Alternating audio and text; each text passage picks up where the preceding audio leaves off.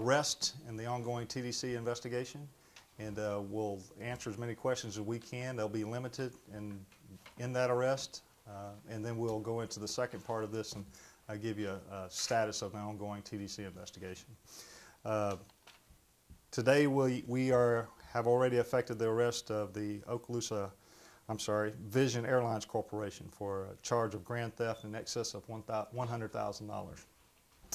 I'll introduce State Attorney Bill Edens so he can give you an update on those charges and where we go from there, and then we'll go into the second part of the status update into the TDC investigation.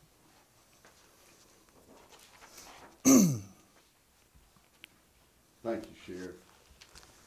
This has been, as you know, a lengthy investigation that's very complex, and what we announced today is a part of our investigation, and that is that we have charged Vision Airlines with grand theft of over $100,000, and we will provide you with a copy of the information or charge, as well as a copy of the probable cause affidavit, which will explain the facts and circumstances that we rely on to charge Vision Airlines.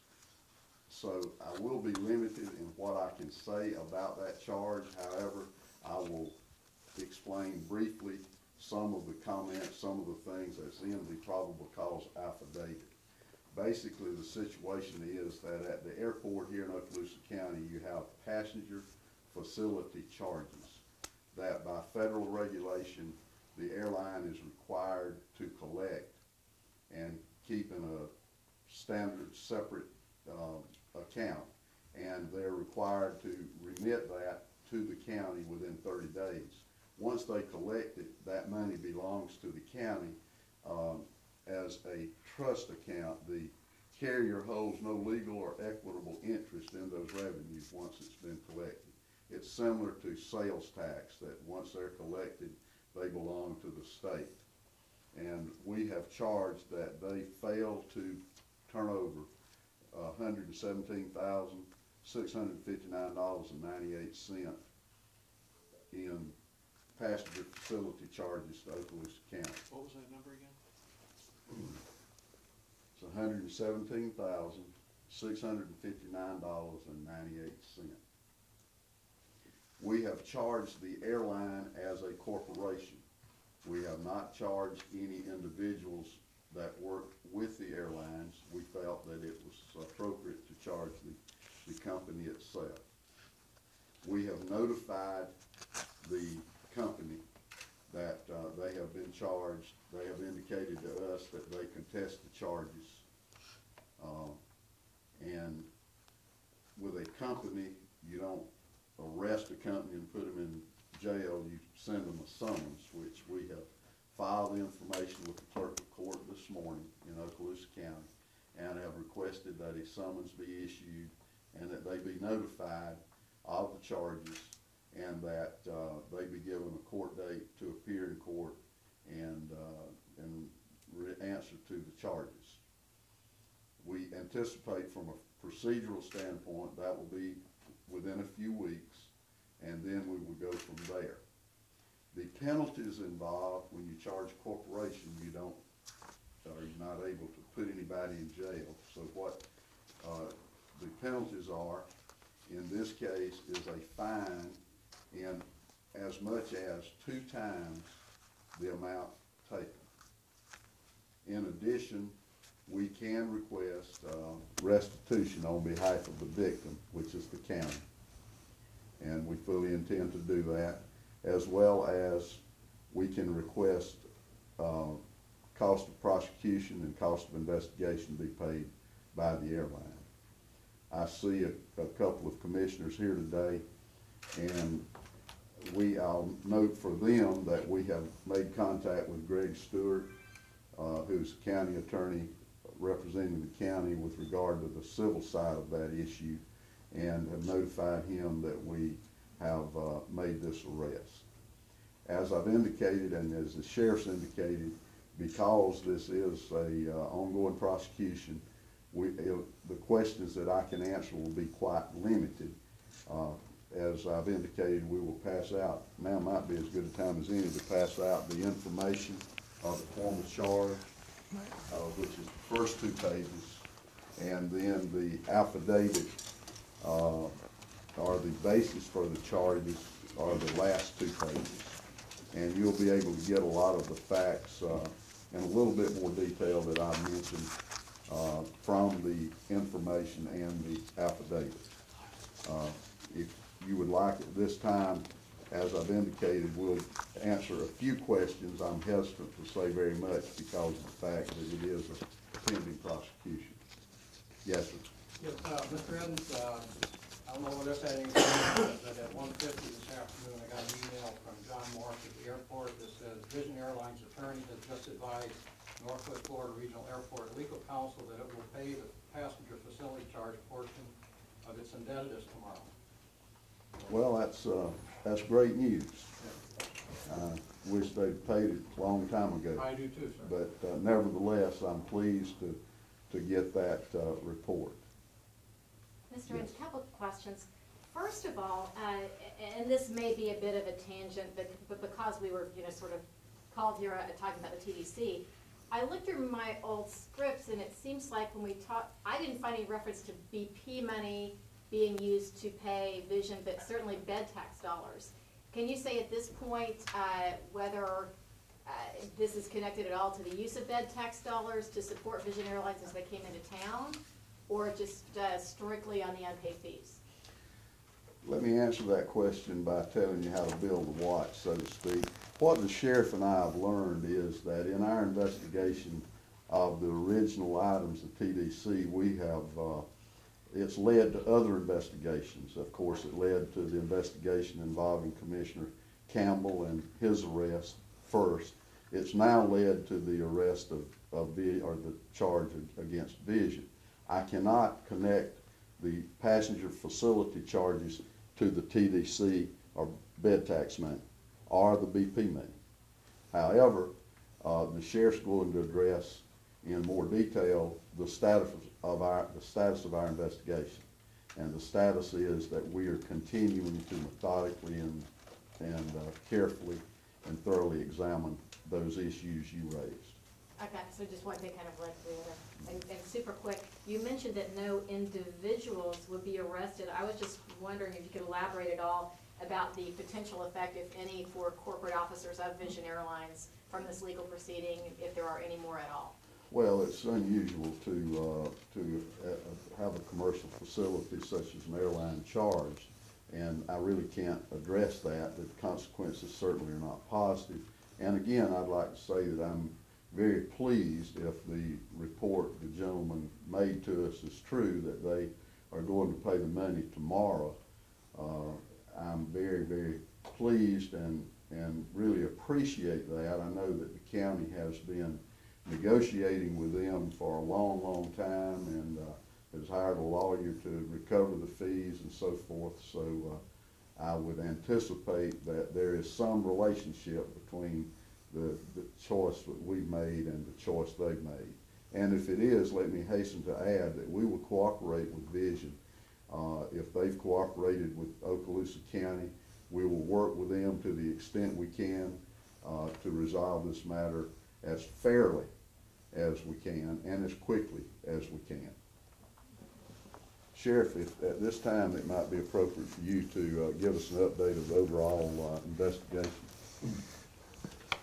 Thank you there. Certainly, I know there's a lot of questions out there, and let me just start by saying that our office is extremely pleased with the state attorney's office and all the efforts that and commitment they've shown towards this case. And we've had a prosecutor assigned to this case for a good while, and our office has served literally dozens and dozens of subpoenas that have been reviewed and approved by the state attorney's office, search warrants, arrests. We've interviewed hundreds of people in relation to this case. So it is a very complex case because it involves so many different county entities and vendors and partners and the like. But the goal is, of course, to hold those people accountable that received funds from Okaloosa County and yet did not deliver goods or services. I did a timeline not too long ago at a meeting, and I wanted to go over that timeline again and then open it up for any questions you might have in regard to where we're at with this investigation. We'll start back at the beginning in April 20th, 2010. We had the Deepwater Horizon oil spill. May 2010, Okaloosa County received $750,000 in a BP grant for Rock the Beach promotion. May 13th, Mr. Bellinger began his employment as a Tourist Development Council Director. July 31st, Okaloosa County received $1.3 million plus from BP in regard to the debit card promotion. September 10th, Mark Bellinger purchased a 2008 Porsche Cayman from a dealership in Wilmington, Maine. January 1st, 2011, Mark Bellinger purchased a 2011 Subaru Legacy from a Jeep dealership, traded that Porsche for that Subaru, and received cash in excess of $6,000 for that as well. April 2011, Okaloosa County received $6.5 million from BP for marketing promotions. June 7th, 2011, Lewis Communications signed a 3-year contract with the county. July 12th, 2011, Lewis Communication invoice for $747,000 to the Board of County Commission for Boast the Coast campaign was approved. July 19th, 2011, the Board of County Commissioners approved a $1 lease for the Welcome Center in Destin. These are all events that we've discovered as we've in this ongoing investigation, and the point I'm trying to make by going through this timeline is that we've not sat back and said, you know, where did our money go and what happened here? Your Sheriff's Office and the State Attorney's Office and the Florida Department of Law Enforcement and the FBI have all been actively following these funds and attempting to find out where they were authorized and who they went to and was it appropriate. And that culminated in the audit report by the State Auditor General's Office. And an audit of that type is basically, our investigation began when that concluded. That audit report basically told us, examine what is standard operating procedures and helped us identify those things that were unorthodox or not standard operating procedures so that we could examine those. Now, everything that was done outside of procedure or policy or statute wasn't necessarily criminal. It could have been an exception to the rule, exception to the policy, but it certainly led us to want to look at and investigate that portion of it.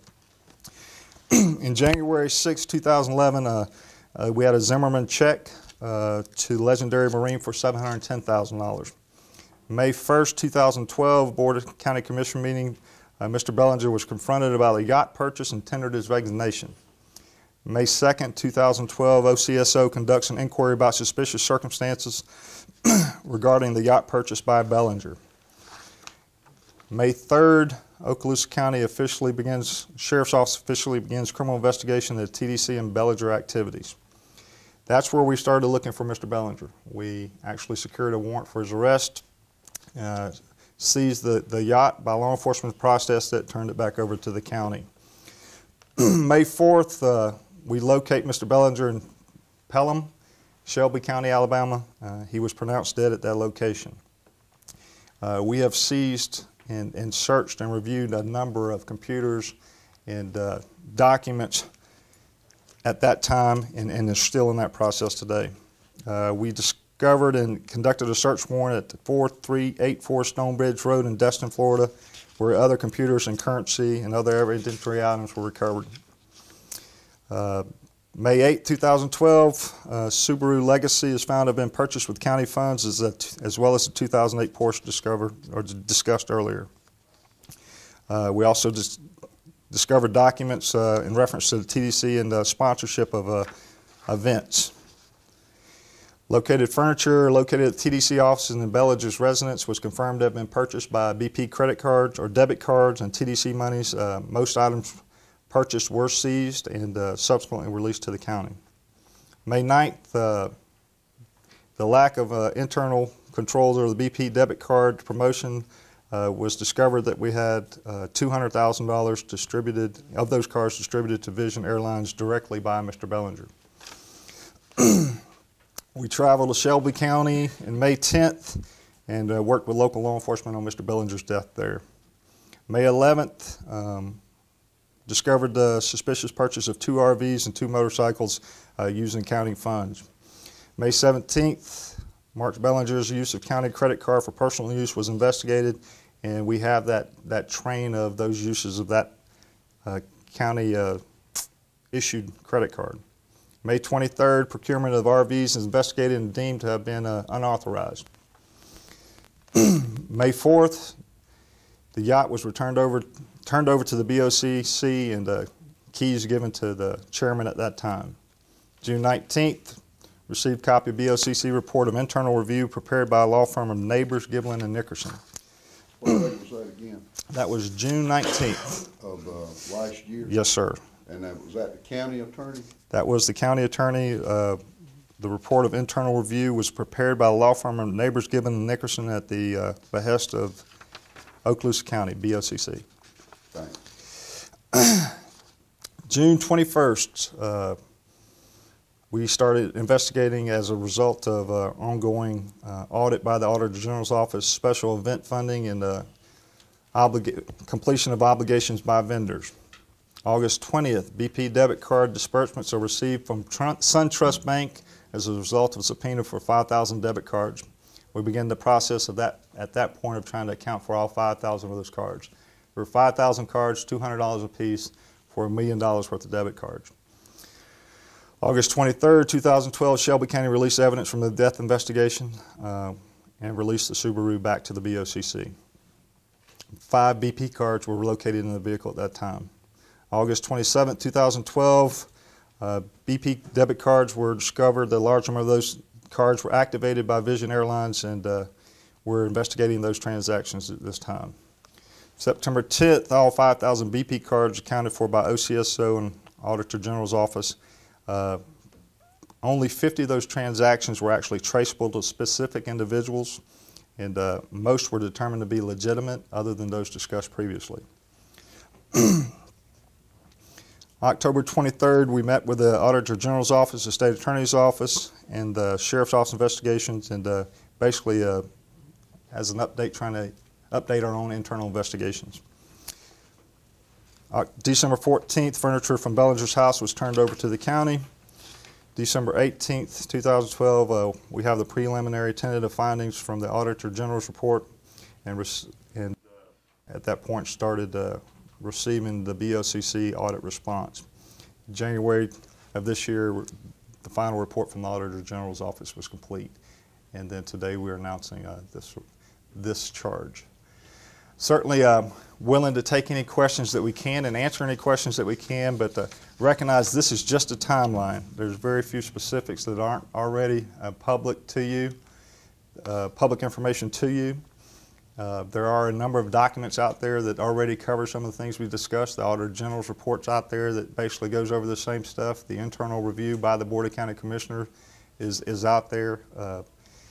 And the charges that have already been made in this case are already out there. So if you have any questions that either the State Attorney or ourselves can answer, we'll certainly do our best.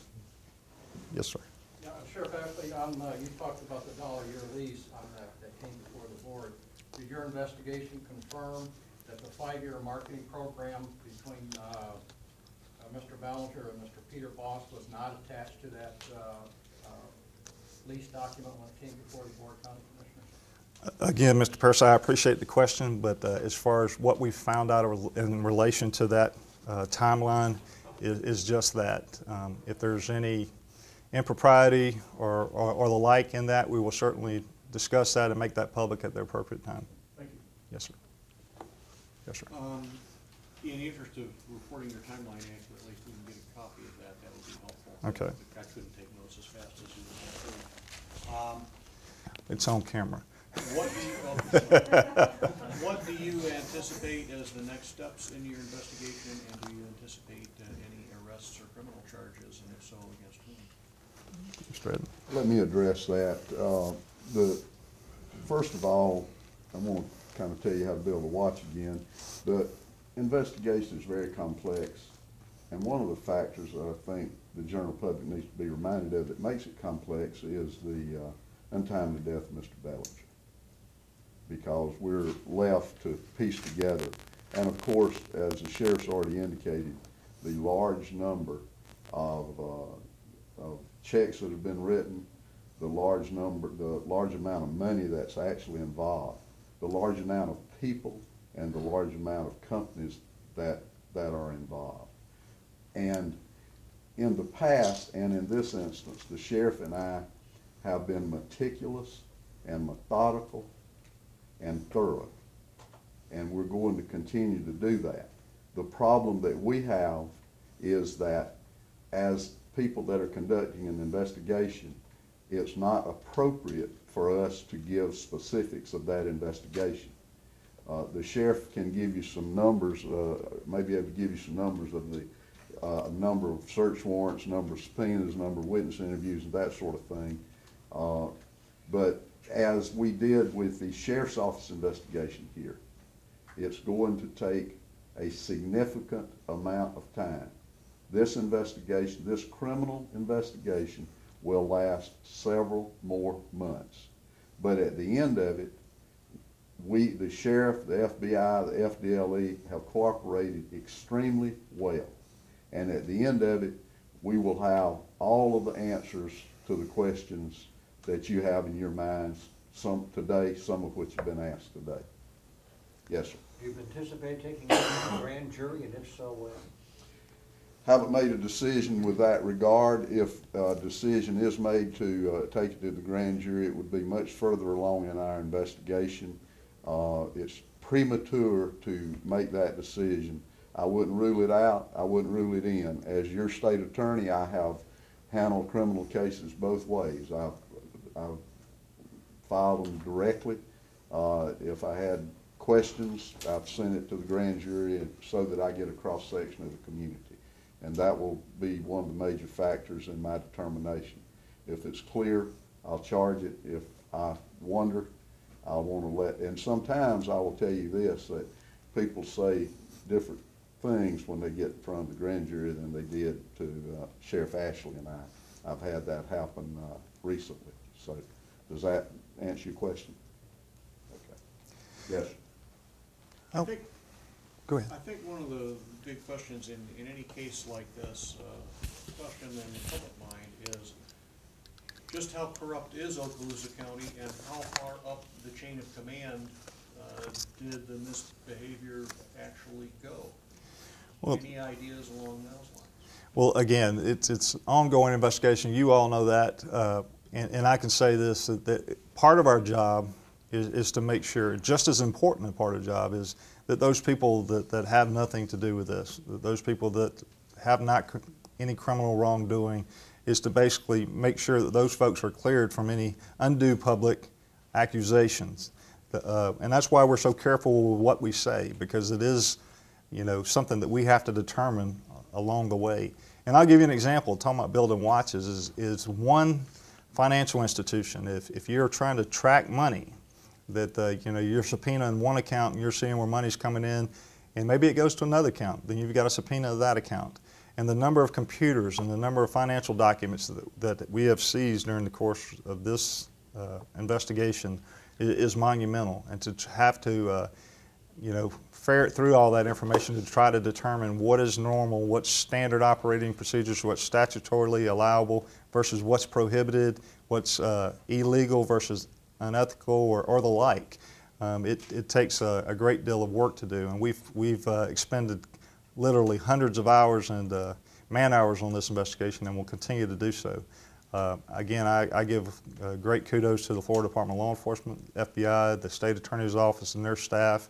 And believe me, there's not a rock out there that's not being turned over and looked under. But just because we look under that rock does not mean there's a criminal charge coming. And let me add to that, there are really three areas that need to be explained or that need to be discussed, and the general public needs to understand. There's the criminal area that the sheriff and I and the other agencies are involved in. There's a question of poor management, which the Auditor General has addressed. And there's a question of conflicts or ethics, which the Auditor General addresses and is being evaluated as well by the general public and also by the Auditor General. They've commented some on that. I also would point out that just because something is contrary to law doesn't mean it's criminal. the Auditor General cited many times in their findings where it's contrary to, where the lack of oversight was contrary to law. However, that law does not carry a criminal penalty, if that makes sense. It's just guidance for the county commissioners, Board of County Commission to operate their county. So I hope that. Yes. Carrie? Vendors such as Lewis and Zimmerman, vendors outside of Okaloosa County, are they being looked at in it through one of those three lenses right Yes. now? Yes, all vendors of the county that were vendors during the Mark Bellinger tenure are all being examined for whatever role they played in that in TDC bed tax and BP funds. So are you looking at actual expenditures that Zimmerman or Lewis might have made totally connected in any way with the Okaloosa County money? When they received money, and who they paid it to and when and how much? I won't get into specifics on exactly what we're looking at, but we're examining, for the lack of a better word, everything. And mine's a little broader, but it's more of a timeline thing. I'm a little confused. So this investigation is going on. That's what I hear you guys saying. We are not finished. Now, it seems I've been told a few times on the county side, we're not going to start our internal investigation until you are finished. I think they may be starting that now. I'm not sure. Maybe one of the commissioners could help me out. But so here's my question. From your agency's perspective, set me straight. Have you all asked the county not to pursue an internal investigation at any point? Would there have been a conflict there? Let me address that question. I'm glad you asked that question. At a minimum, there's been a misperception about the position the sheriff and I took, and I want to address that. In May of last year, we asked the county not to conduct an internal audit, a detailed internal audit. We asked the county not to be interviewing witnesses. Never at any time has the sheriff or I, either verbally or in writing, requested in any manner, shape, or form that the Board of County Commissioners refrain from taking action to hold responsible individuals they feel did not adequately perform their job. Now let me expand on that. The Board of County Commission did not do, they've cooperated, and I want to be real clear about that. They've been very cooperative with our investigation. We've interviewed county employees, we've obtained records, we're still in the process of that. They have been very cooperative, and I appreciate that personally, and I know the sheriff does too.